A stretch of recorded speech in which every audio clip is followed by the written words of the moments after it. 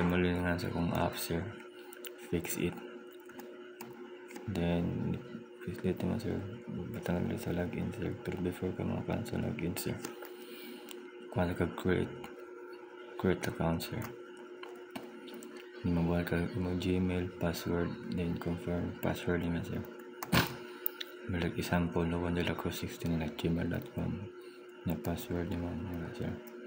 Then sign up, then mabalik ka sa login sir, nimo to ibutang to imong gibuhat nga email, na ibutang to imong password.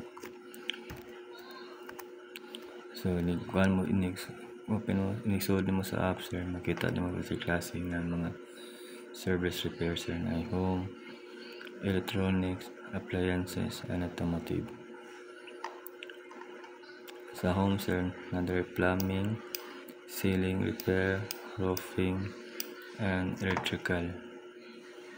Then sa electronics sir, another laptop or PC, smartphone, smart TV or LED, and gaming console. Then sa sales appliances are another refrigerator, washing machine, oven, electric fan, and electric fan. And then sa automotive sir, another ang brake, wheel alignment, engine diagnostic, and change oil. And then sa ubo sir, there is mga technician sir, pili kanila there sir, kasi ganahan mo ano nila sir. Then sa there sa cancer,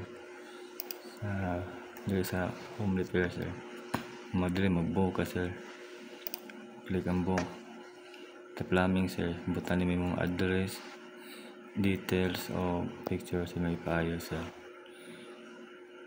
Then na rin ang mga price sir sa service charge nila sir.